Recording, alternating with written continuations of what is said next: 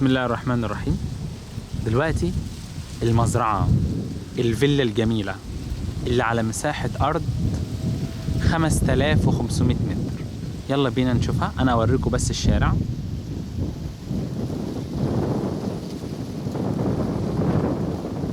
بسم الله ما شاء الله، كلها خضار في خضار. يلا بينا مع بعض. وده السور بتاع المزرعة بتاع الفيلا.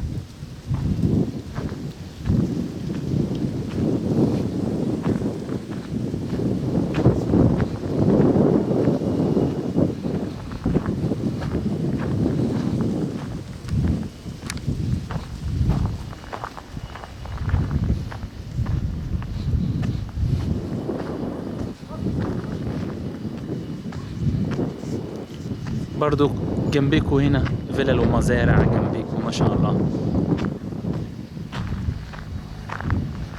دلوقتي يلا نخش.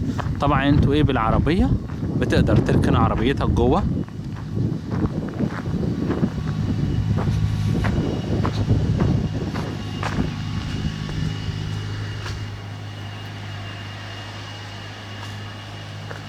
الفيلا. وطبعا ده بيت صغير للمساعدين اللي بيشتغلوا هنا في الفيلا وكده، للحراس.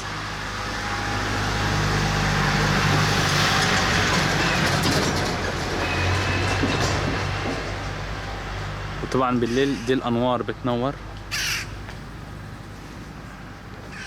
بتشوفوا هنا العصافير كأنكم في جنة الدنيا. يلا بينا.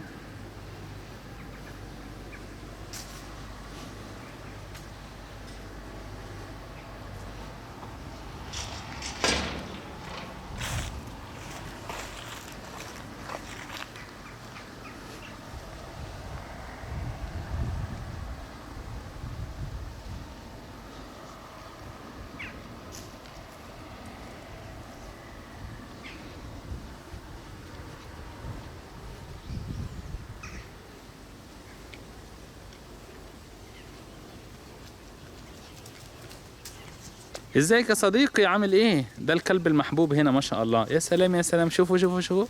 يا سلام الله. شوفوا مبسوط ازاي. بصوا عشان مش خايف مني، عشان احنا اصدقاء. شايفين؟ بصوا بصوا بيعمل ايه.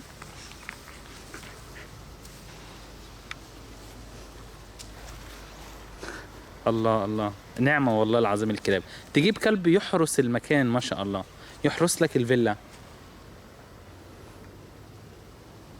وفيها حمام سباحة، وتزرعوا اللي انتوا عايزينه.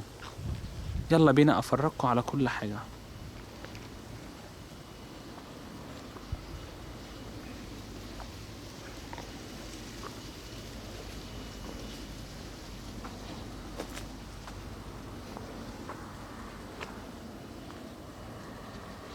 شايفين الانوار؟ بالليل كده بتشغلوا الانوار، وشايفين الاشجار، وتزرعوا اللي انتوا عايزينه.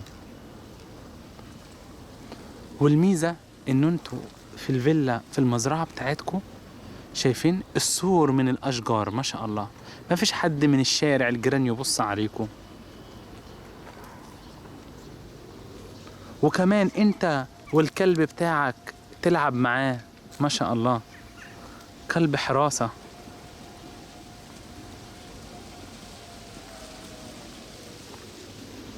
وحتى اولادك يلعبوا، تجيب لهم مراجيح وكده ويلعبوا هنا قدام عينك. يعني مش محتاج انك تفسحهم في اي مكان. ارض 5500 متر.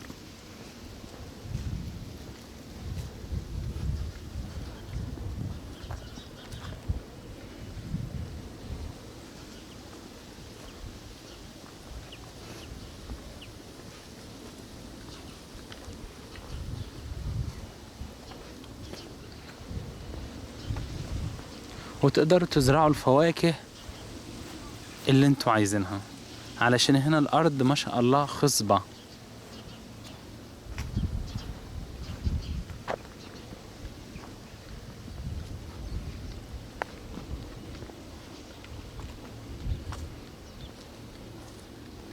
وشايفين الانوار والكشافات هنا، الانوار وحمام السباحة.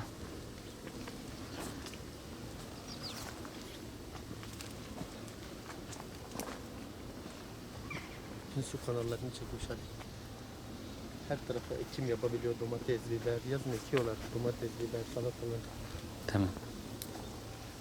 وشايفين الشجرة الكبيرة ديت ما شاء الله.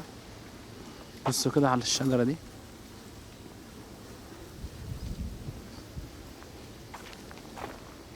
وشايفين الحاجة اللي تبسط عيننا، تبسط أعيننا. هنا الأشجار باللون الأخضر، هنا الأشجار باللون الأحمر.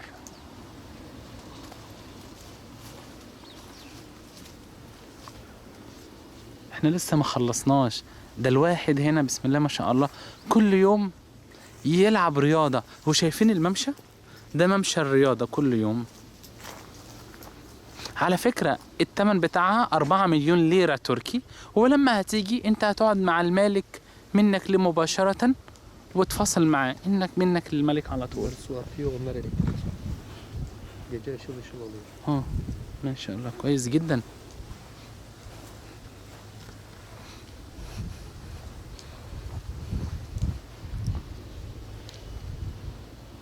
شايفين الممشى؟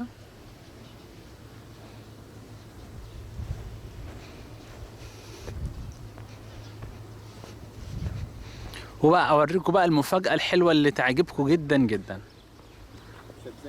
جديجيم ذاتا. بصوا كده شايفين الطيور هنا؟ بصوا كده الطيور اهي. الطيور بصوا الطيور تطير في المزرعة الكبيرة بتاعتكم. مش شايفين الأنوار؟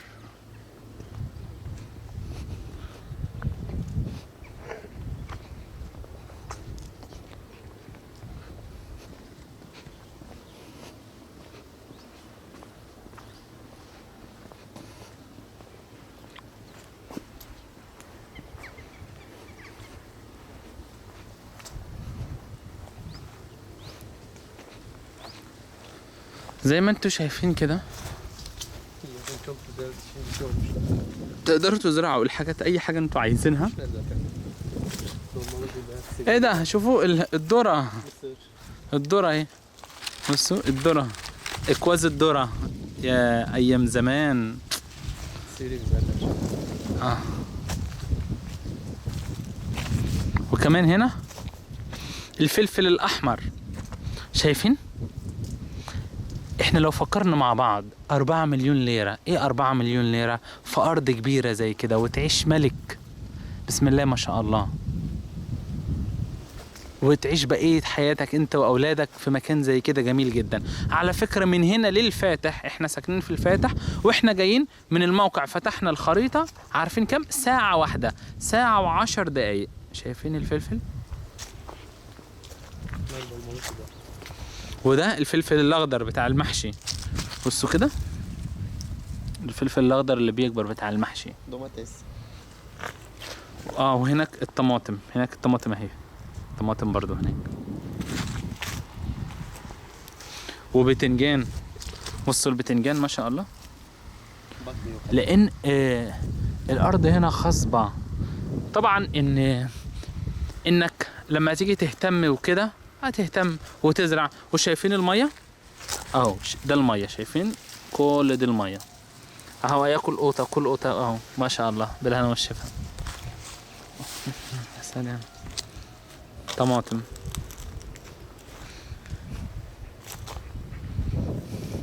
وعلى فكرة وانا بصور دلوقتي وماشي بسم الله ما شاء الله نسبة الاكسجين هنا عالية جدا، لان مفيش تلوث سيارات، مفيش تلوث سيارات، وهوا جميل ما شاء الله. وشايفين الفراشة كأنكم في جنة الدنيا. عارفين وانا بصور دلوقتي؟ عارفين بصوا على شريكي ده اهو بيعمل ايه؟ عايز يقطف طماطم اهو، خد طماطم.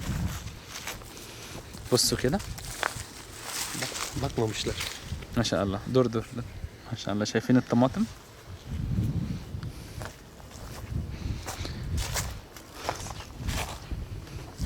يا ربنا يهني صاحبها ان شاء الله ويتمتع بها.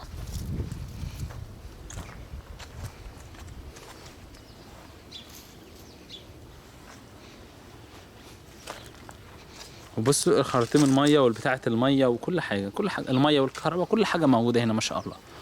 وحتى هو كمان لو عايزين بيخرطوا من الميه اهو. وشايفين الطماطم هناك. نكمل.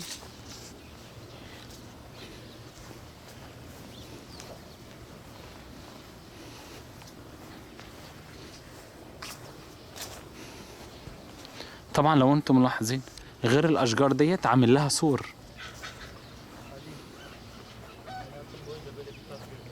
الشريك التركي بيقول حياة بوينجا بوطة جورما دمكي، يعني حياتي اول وهو بياكل الطماطم. بيقول لي اول مرة ادوق طعم الطماطم الحلوة كده، يعني اول مرة وانا باكل القوطة الطماطم ما دقتش طعم حلو زيها قبل كده لانها طبيعية طبعا.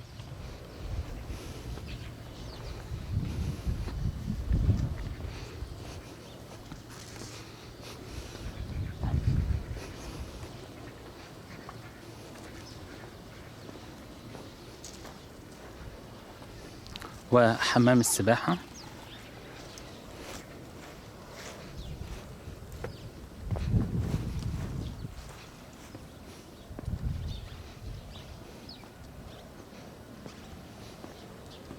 والقعدة اللي هنا الجميلة، انت والأسرة او انت والأحباب او انت وكلب الحراسة بتاعك. شايفين ما شاء الله الظل بتاعها، الأشجار. جاب فراولة. نرده مقصر المسن. نرده. شوفوا كده الفراولة، بصوا كده. شايفين الفراولة، الفراولة بتاع الفراولة.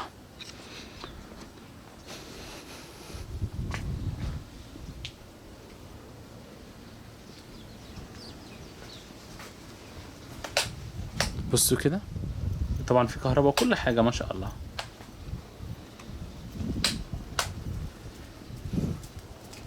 تخيلوا عندكم الكلب الحراسة. اقعد اقعد اقعد يا حبيبي، اقعد اقعد اقعد. ايوه شوفوا بيسمع كلامي ازاي ما شاء الله. ما شاء الله لما بالليل كده تفتحوا الانوار كلها تبقى جميلة جدا جدا وهدوء جميل ومفيش حد يزعجكم خالص. شايفين الورد، تقدروا تفننوا اي حاجة انتوا عايزين تزرعوها براحتكم ما شاء الله. وشايفين ديت، مش عايز تخش مثلا ايه بعد ما تعمل الرياضة، مش عايز تخش تغسل وشك جوه، تفتح دي كده زي ما انا بفتحها ما شاء الله. يلا بينا بقى نخش فيلتنا الجميلة.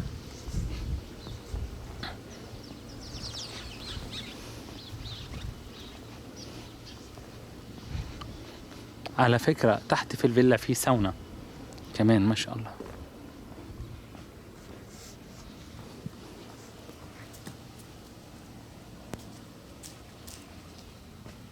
وتقدروا تشووا هنا اللحمة والفراخ والكفتة ما شاء الله، وتدوا حتة من الكفتة للكلب.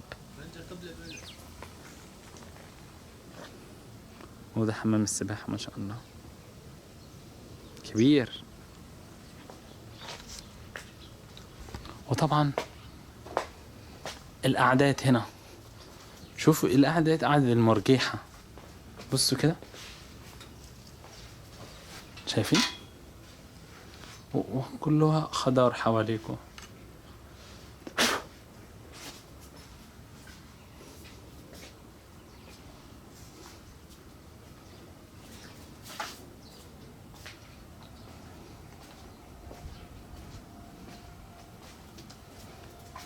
شايفين ما شاء الله ما شاء الله. سلام. شايفين وين القعدات.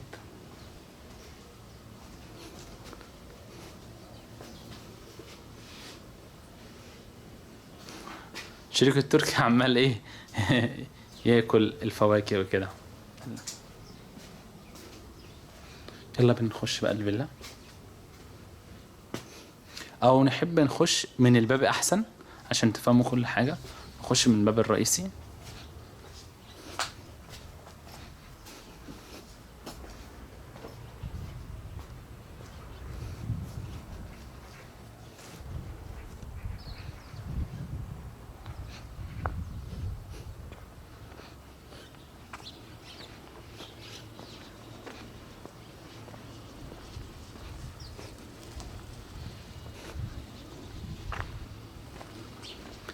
وعلى فكرة قبل ما نخش من الباب الرئيسي بصوا كده، هنا في ساونا تحت اوريها لكم،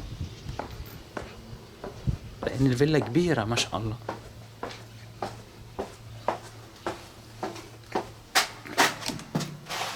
الساونا اهي، طبعا الفيلا كبيرة. خلينا بس نخش ايه من الباب الفيلا.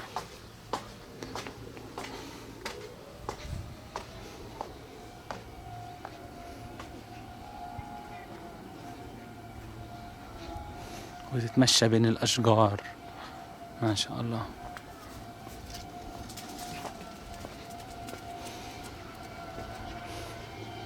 حياة جميلة. وتخيل كلب الحراسة بيمشي في الفيلا، ولا لص ولا حرامي يقدر يخشه. دلوقتي يلا بينا هنخش فيلتنا.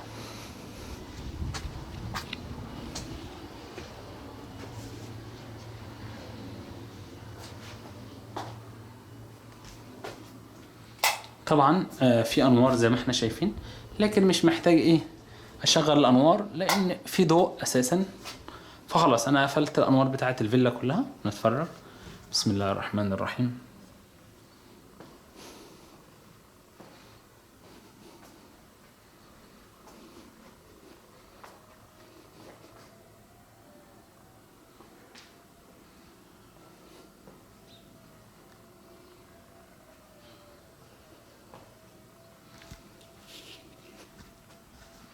شايفين؟ تطلع كده، تطلع على حمام السباحة وتطلع على تتمشى براحتك.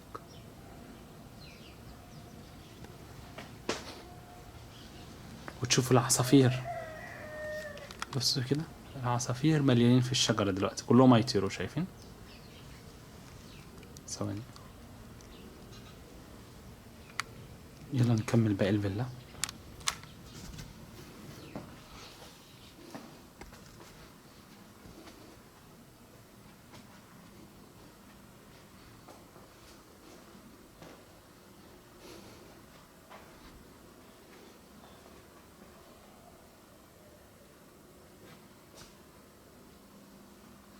برضو ما شاء الله تطلعوا برضو على حمام السباحة والخضار والأرض الكبيرة.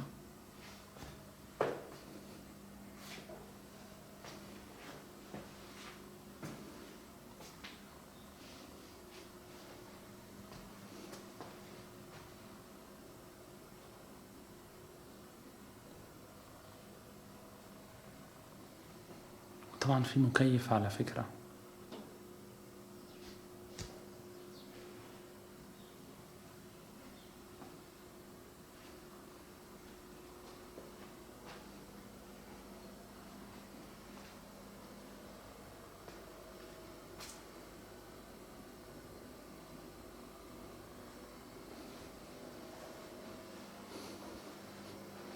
بسم الله ما شاء الله. وانتوا في المطبخ بتعملوا الأكل ما فيش حد من الناس بيبص عليكم. طيب هنا ما فيش حد. الأرض بتاع الفيلا بتاعتكم وقمة الهدوء والراحة النفسية ما شاء الله. والأكلة وتاكلوا هنا. والمطبخ بسم الله ما شاء الله كبير جدا.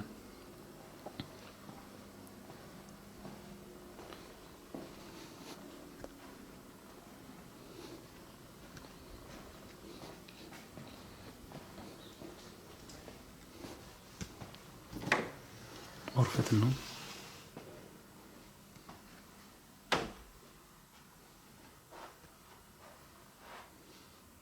بص على حمام السباحة برضو.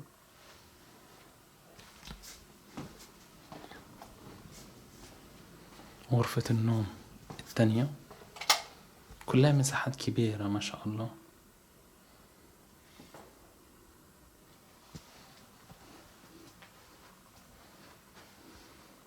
وعارفين بص على ايه؟ بص على الحديقة. افتح كده الشباك بصوا، بص على الحديقة ما شاء الله. ايه المتعة الجميلة ديت.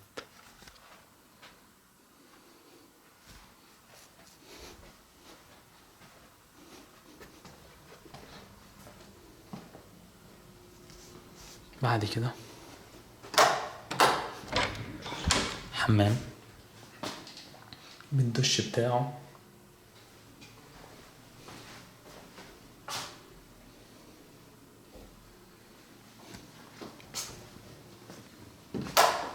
الغسالة، مكان الغسالة، مكان الغسيل وكده. طبعا احنا ممكن ننزل تحت وكده، بس تحت الساونا والحاجات ديت لما تيجوا ان شاء الله تبصوا عليها. يعني الحاجات دي مش مهمة قوي، خلينا اوريكم الاهم. الاهم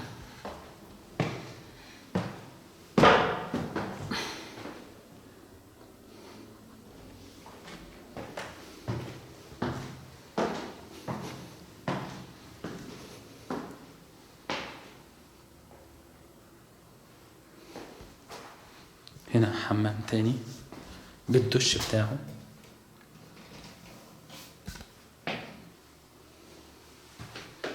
بالدش النظيف بتاعه.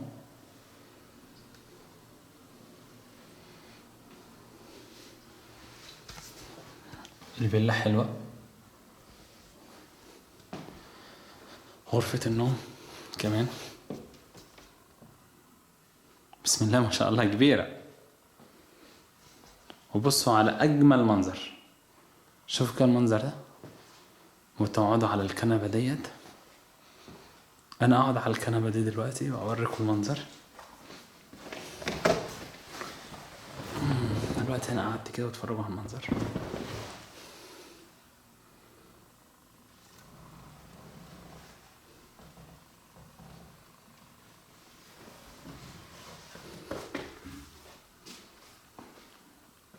الغرفة كبيرة.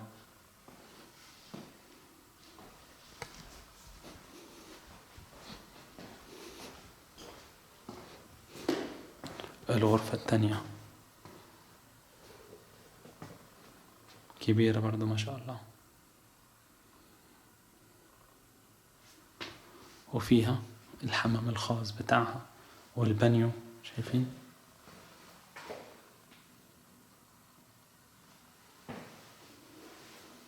الحمام وحوض الوش والمراية،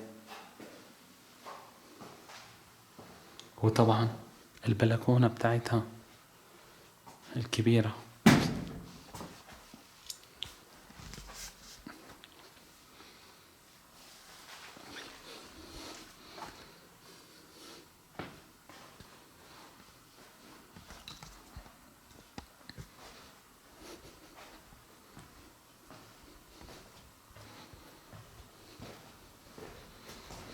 بعد كده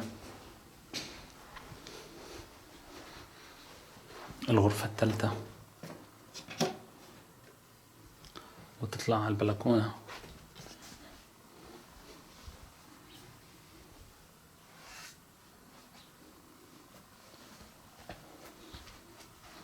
بعد كده الغرفة الرابعة،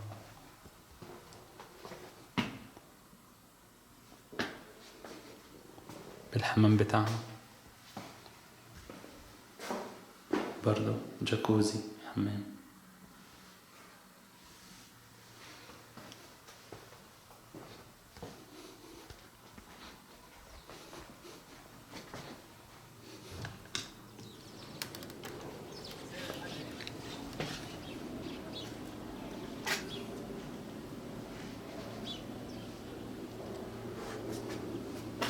بصوا كده ما شاء الله.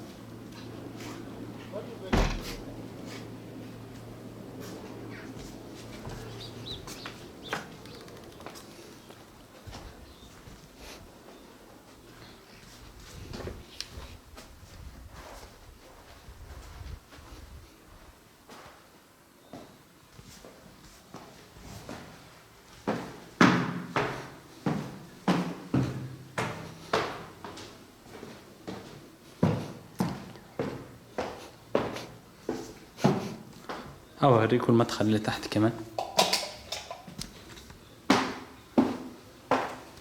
سخن.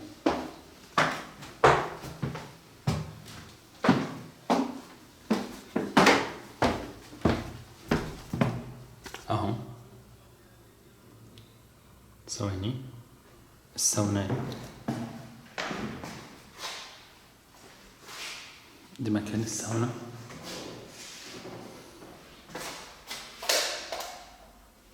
ودي مراية كبيرة، وفي هنا دش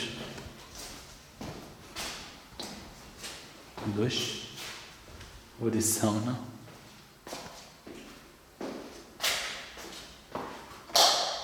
افتح لكم النور اكتر بس.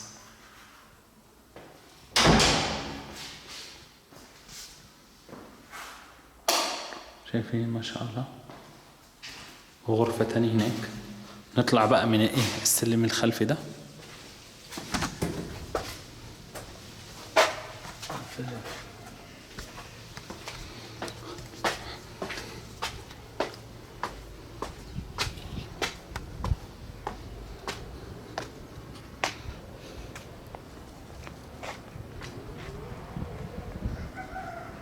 شايفين الكوبري ما شاء الله.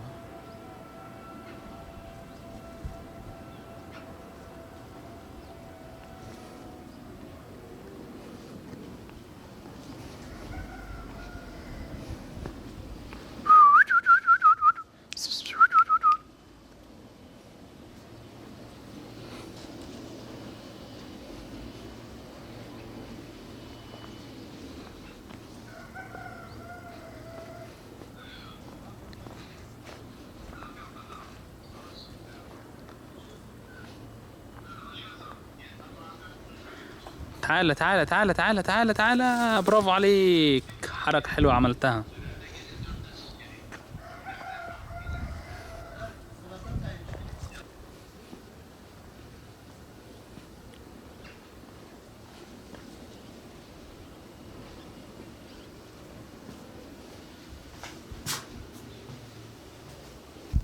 السلام عليكم يا جماعة. بالنسبة للمزرعة الفيلا الجميلة اللي انتوا شايفينها ديت، بسم الله ما شاء الله، مساحة أرض 5500 متر.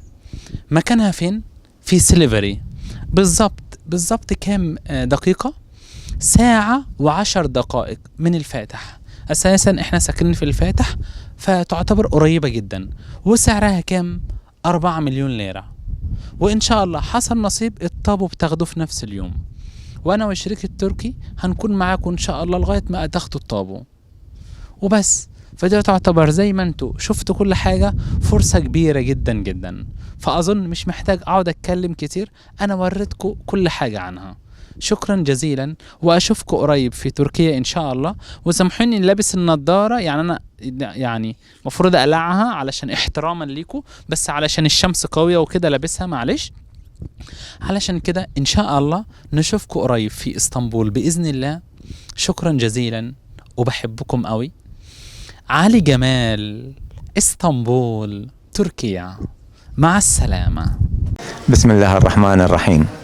أحب أقدم شكر الجزيل للأستاذ علي والأستاذ ظافر زميل التركي اللي ساعدونا في أن نشتري شقة في اسطنبول خلال مدة قياسية، خلال يومين فقط تمكنا من الحصول على الطابو.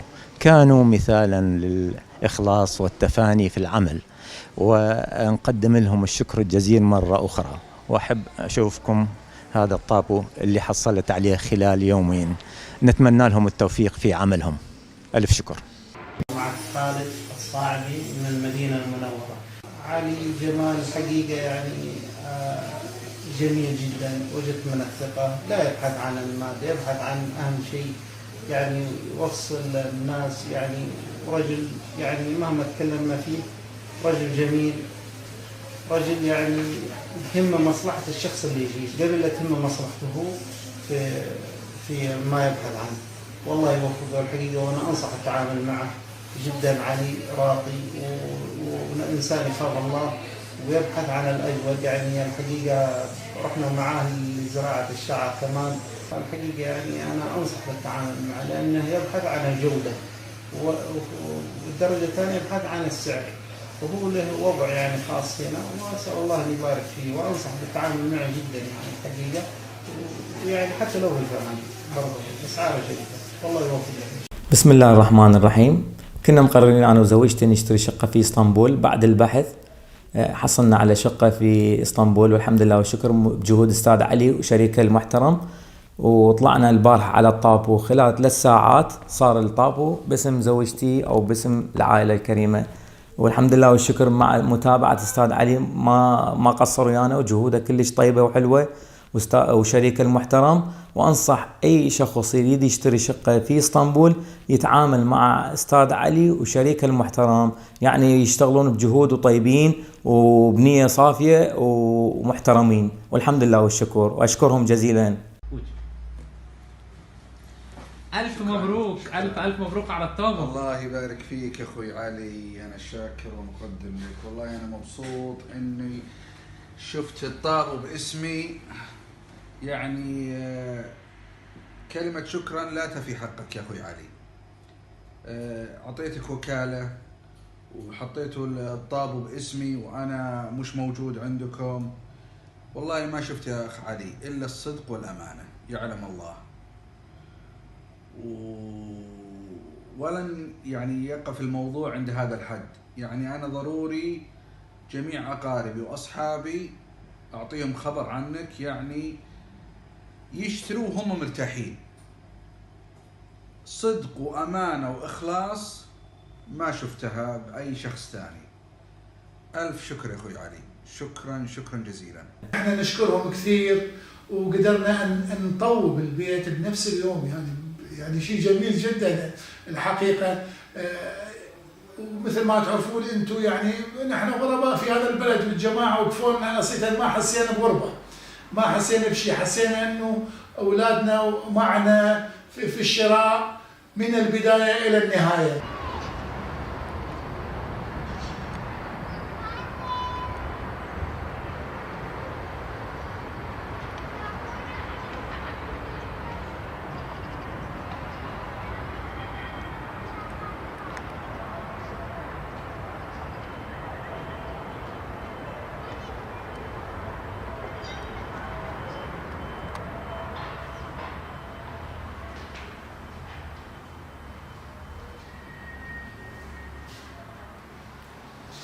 وهاي شقتنا الجديدة اللي اشتريناها من خلال الأستاذ علي وشريكه التركي، مشكورين كل الشكر. والمنظر العام يكشف كل اسطنبول، كل اسطنبول من كل جهاتها. ألف شكر لك أستاذ علي، وألف شكر لشريكك التركي ولمساعدتكم لنا. تحياتنا لكم. السلام عليكم ورحمة الله وبركاته. معكم أخوكم أبو فهد. الحمد لله بفضل الله سبحانه وتعالى وتعاون أخ علي جمال اشترينا شقة في سلطان أيوب، والحمد لله كان سعر مناسب من أفضل الأسعار. والأخ علي ما شاء الله عليه، يعني بأمانته وصدقه في الأمانة صراحة. الحمد لله اللي شفناه اللي لمسناه منه كل خير صراحة.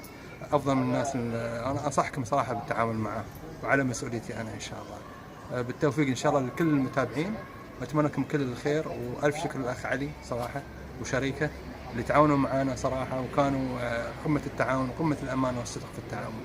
يعطيكم الف عافيه ان شاء الله. شكرا. السلام عليكم. الحمد لله والشكر، استلمنا الطابو من دائرة الطابو. نشكر استاذ علي جمال اللي قال لنا شقه بسعر مناسب جدا وما خلانا لحد ما استلمناه. وننصح الناس كلهم ان يتعاملون وياه لانه انسان صادق وامين. وشكرا جزيلا. بسم الله الرحمن الرحيم. انا اخوكم العربي من العراق الشقيق. جيت تركيا ما اعرف كل شيء وما اندل كل شيء، من واحد لواحد ابو تاكسيات، واحد يوديني على واحد وواحد يوديني على فلان فندق، وانشلع قلبي لحد ما اتصلت بعلي جمال اخونا المصري.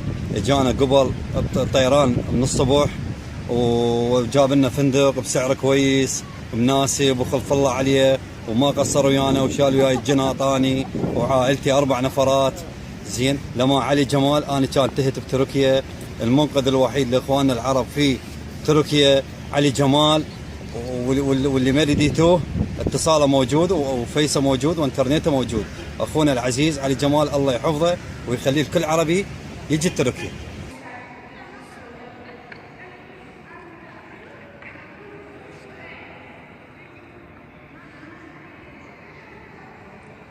السلام عليكم ورحمة الله وبركاته. أحب أتكلم عن تجربتي الشخصية مع أستاذ علي جمال في شراء عقار في تركيا. وأستاذ علي جمال قدر يلقى لي عقار جدا بسعر جدا رخيص ومميز. الموقع المميز اللي كان في ينيكابي على البحر مباشرة، وشقة جدا نظيفة والحمد لله وشكر الطابو سليم، وقدرنا نكمل المعاملة وما تركني إلى انتهى الطابو. وأحب أنه أنصح كل الناس العرب اللي يحبون يشترون عقار في تركيا، طابو نظيف واستلام نظيف ومعاملة نظيفة، يتواصلون مع الأستاذ علي جمال. وشكرا.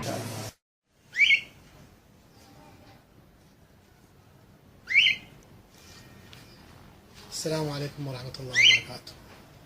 أنا راح أحكي تجربتي الشخصية مع الأستاذ علي جمال من حيث إيجار العقار.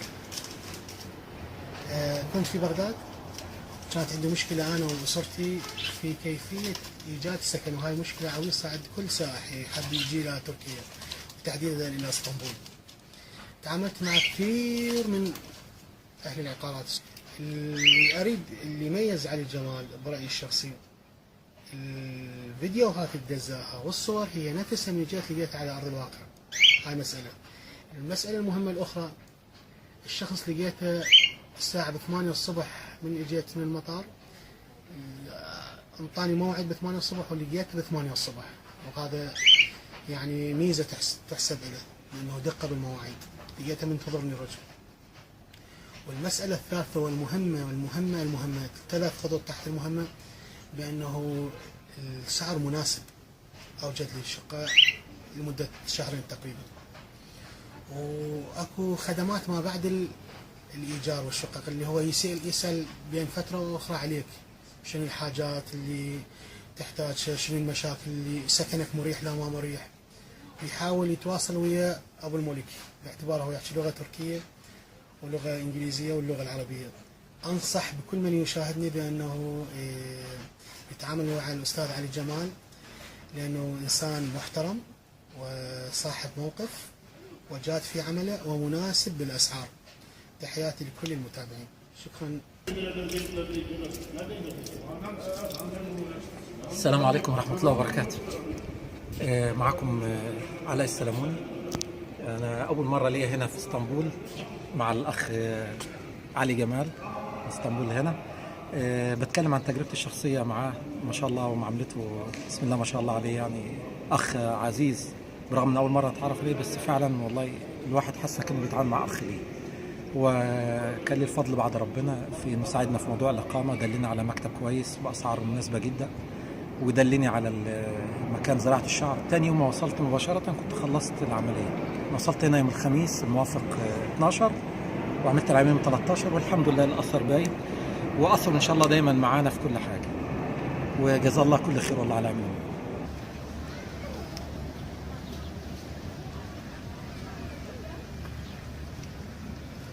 السلام عليكم. أنا الأخ مهند من بغداد. أنا جيت اسطنبول قبل عدة أيام، وكان في استقبالي الأخ علي جمال، وكان استقباله أكثر من رائع. أنا زرت اسطنبول أكثر من مرة، لكن هذه المرة كانت الأفضل بسبب إنه الأخ علي جمال وفر لي شقة سوبر ديلوكس بسعر أكثر من مناسب، أفضل منطقة مناسبة. بصراحة أنا يعني حسيت بالارتياح كثير مع الأخ علي جمال، هو صار صديقي يعني. أنا أنصح كل الأشخاص اللي يحبون يجون إلى تركيا في الشراء أو البيع أو الإيجار مع الأخ علي جمال.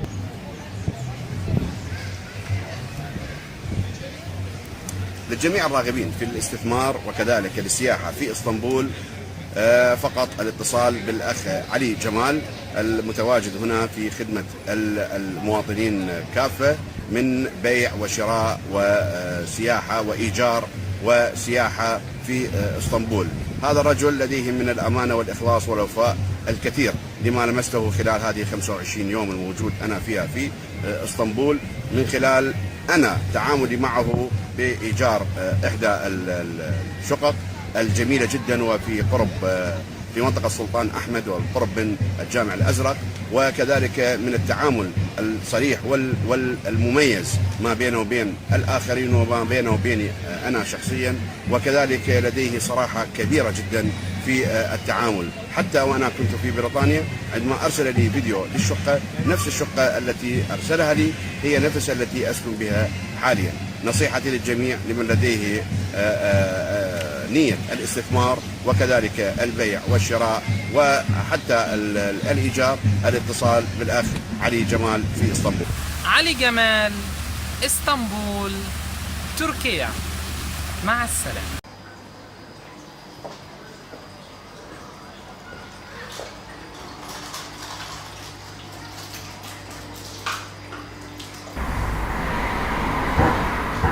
Selamun Aleyküm. Selam. Nasılsın? Hoş geldin. Hoş bulduk. Sen nasılsın? İyiyim, teşekkür ederim. Hoş geldin, buyur. Kapıyı kapatıyorum. Evet, lütfen. السلام عليكم. أولا أقول الحمد لله رب العالمين. ربنا وفقني دلوقتي وفتحنا شركة كويسة جدا ومع الشريك التركي اللي هو نفس تفكيري، نفس دماغي بالظبط. شوفوا يا جماعة دلوقتي احنا بنشتغل ازاي في العقارات. اول حاجة رقم واحد بنشوف الشقة او العقار لو سعره كويس ولقطة نتوكل على الله، بعد كده بنروح نشوفه ايه النقطة التانية، مكانه، هل مكان امين، مكان يصلح لعيلة، مكان جنب المترو والمواصلات. دي تاني نقطة. تالت نقطة الطابو. يعني ايه الطابو؟ اللي هو سند الملكية. بنشوف الطابو، ايوه بنشوف الطابو صحيح او مش صحيح لانها امانه. مين حلقه الوصل؟ مين حلقه الوصل بينكم وبين المالك؟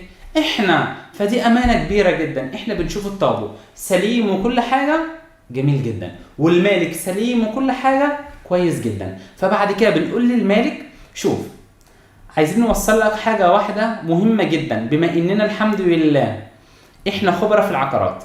المشتريين الوقت بيعملوا ايه؟ بيشوفوا الاسعار. فانت لو جبت لنا السعر النهائي وسعرك يكون احسن من الشقق اللي حواليك، شقتك هتتباع بسرعه. فبناء عليه بيدينا سعر نهائي، وبعد كده السعر بنحطه على الفيديو. ده اللي انا بصمم فيها. اي فيديو بعمله بحطه على الفيديو عشان تشوفوه مباشره، وبعد ما تيجوا ان شاء الله بتقعدوا مع الملك مباشره منكم ليه. كويس؟ بناخد النسبه المعروف عليها هنا في تركيا العادلة. كويس؟ دي حاجة. تاني حاجة عايز اقول لكم على حاجة مهمة جدا، انكم ما تقلقوش علشان ان شاء الله هنكون معاكم لغاية ما تستلموا طابو الشقة باسمكم، لغاية ما تستلموا سند الملكية، يعني طابو الشقة باسمكم ان شاء الله، واحنا هنكون في ظهركم وهنكون في كتفكم ان شاء الله، واطمنوا.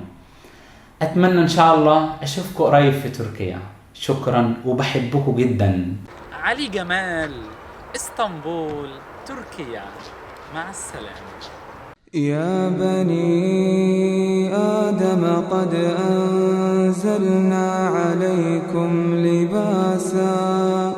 لباسا يواري سوآتكم وريشا، ولباس التقوى ذلك خير، ولباس التقوى ذلك خير، ذلك من آيات الله لعلهم يذكرون. يا بني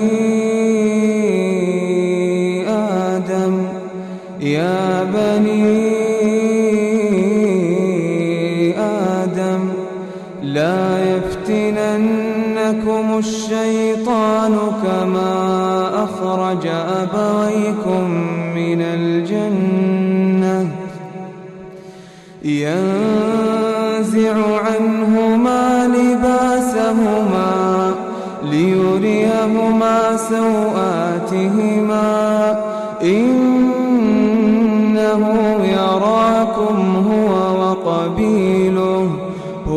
وقبيله من حيث لا ترونهم إنا جعلنا الشياطين أولياء للذين لا يؤمنون وإذا فعلوا فاحشة قالوا وجدنا عليها آباءنا والله أمرنا بها قل إن الله لا يأمر بالفحشاء يشاء أتقولون على الله ما لا تعلمون أتقولون على الله ما لا تعلمون قل أمر ربي بالقسط وأقيموا وجوهكم عند كل مسجد وادعوه مخلصين له الدين كما بدأكم تعودون فريقا هدى وفريقا حق عليهم الضلالة إنهم اتخذوا الشياطين أولياء من دون الله ويحسبون أنهم مهتدون يا بني آدم خذوا زينتكم عند كل مسجد وكلوا واشربوا ولا تسرفوا إنه لا يحب المسرفين قل من حرم زينة الله قل من حرم زينة الله التي أخرج لعباده والطيبات من الرزق قل هي للذين آمنوا في الحياة الدنيا خالصة يوم القيامة كذلك نفصل الآيات لقوم يعلمون قل إنما حرم ربي الفواحش ما ظهر منها وما بطن والإثم والبغي بغير الحق وأن تشركوا بالله ما لم ينزل به سلطانا وأن تقولوا على الله ما لا تعلمون ولكل أمة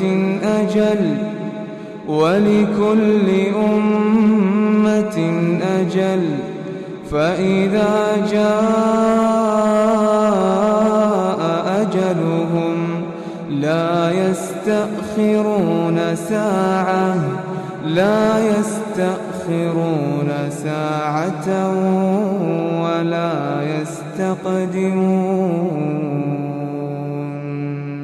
ولكل أمة أجل فإذا جاء أجلهم لا يستأخرون ساعة ولا يستقدمون يا بني آدم إما يأتينكم رسل منكم يقصون عليكم آياتي فمن اتقى وأصلح فلا خوف عليهم ولا هم يحزنون والذين كذبوا بآياتنا واستكبروا عنها أولئك أصحاب النار هم فيها خالدون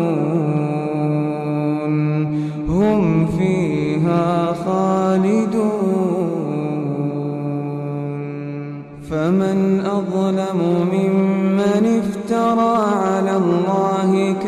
كاذبا أو كذب بآياته أولئك ينالهم نصيبهم من الكتاب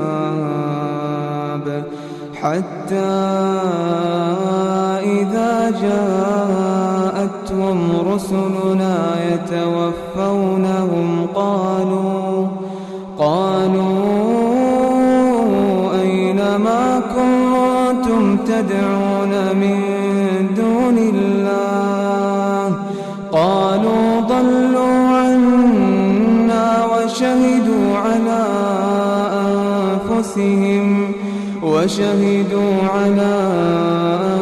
أنفسهم أنهم كانوا كافرين قال ادخلوا في أمم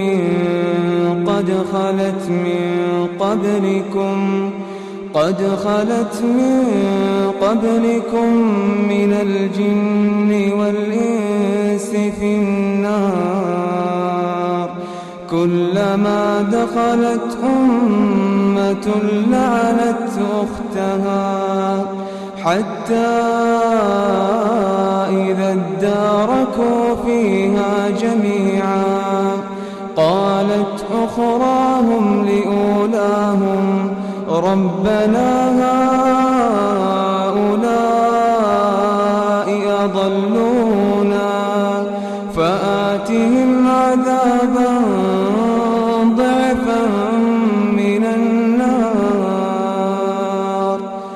فآتهم عذابا ضعفا من النار قال لكل ضعف ولكن لا تعلمون وقالت أولاهم لأخراهم فما كان لكم علينا من فضل فذوقوا العذاب بما كنتم تكسبون